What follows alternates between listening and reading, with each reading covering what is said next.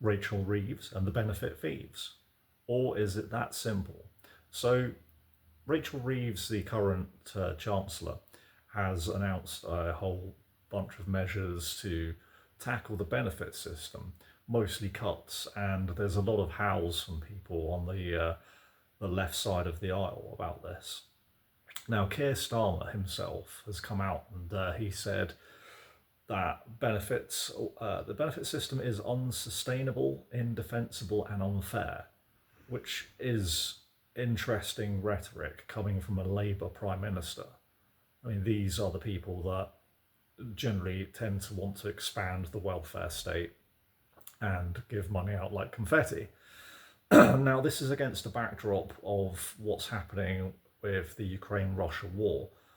The UK is scrabbling around trying to find extra money to shore up its defence spending. We have been told by Bad Orange Man that the defence spending has to go up to 2.5%.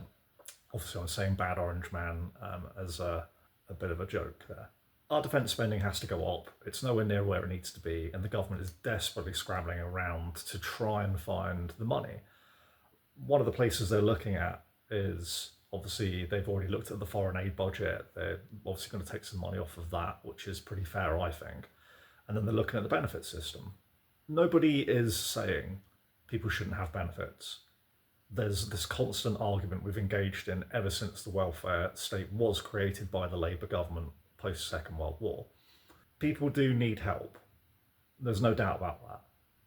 One of the areas that they're looking at is the personal independence payment, PIP, which gets paid out to people who generally have either disabilities or long-term illness.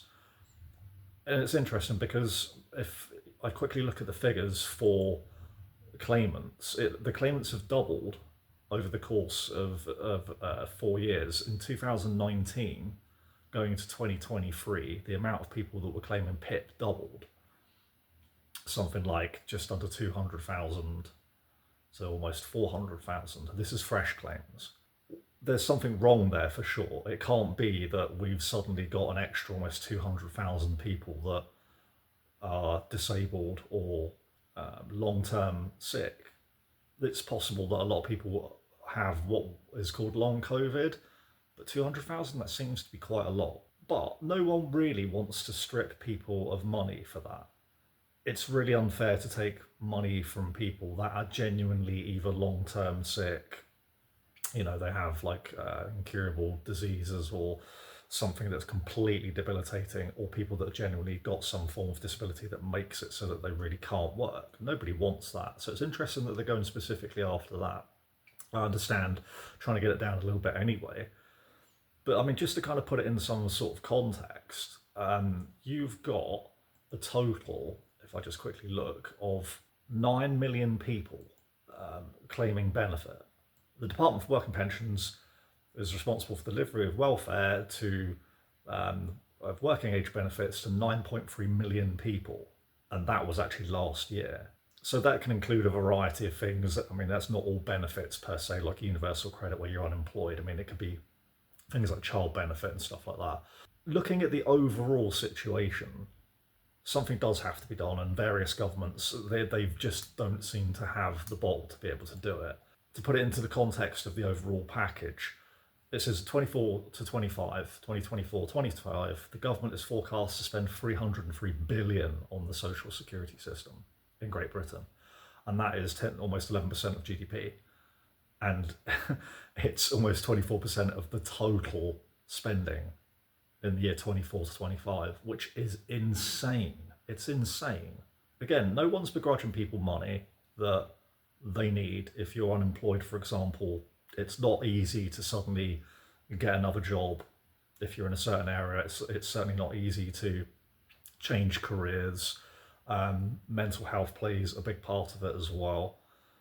But then on the flip side of that, you can't have millions of people that claim mental health, for example, when there's nothing really that wrong with them. They're just a bit down because of the situation. We've all been there.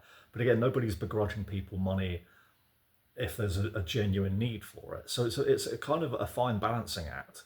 But to be honest, I mean, when you're looking at, I mean, those numbers are pretty shocking. 300 billion. And considering that, again, that's almost a quarter of the whole government spend, that something needs to be done about that for sure. So I can understand that that's one of the places to look for the money, but the problem is that obviously Labour started the welfare state. They've continually maintained and expanded the welfare state. And then it's really interesting to see this kind of Labour government who they shout from the opposite benches, they scream at whoever's in charge, generally Conservatives, about these kind of things. But when they get into power, when they get into number 10, they suddenly realise that hard choices need to be made. And there is a realisation that kind of sets in, oh, hold on a second, yeah, this is a little bit unwieldy. And this is just another symptom of Labour. They've been out of the loop for so long. They've got this whole new sort of tranche of people who haven't really kind of experienced how to run a government. And now they're kind of waking up to the reality of the situation. Plus, you've got external pressures and other things going on. So it's really interesting to see them kind of backtrack and really go after something that a lot of people think is a little bit like the NHS, as a bit of a sacred cow, and that shouldn't be tackled. But I didn't realise it was that much. 300 billion is an insane amount. Even if you chopped off 10%, I mean 30 billion, that's quite a big saving. In reality, it really shouldn't be anywhere near that, and I think that most taxpayers would agree, apart from if you're a complete liberal lefty, obviously. There's no kind of explaining things of rationality and reason to those people. But yeah, do you think that it's right to kind of go after these certain things? I mean, the focus is on disability, and I think the focus really should be a broader thing, especially getting people back into work when there's 1.75 million people unemployed as well. You know, training, for example, and kind of jobs matching would be a really good idea.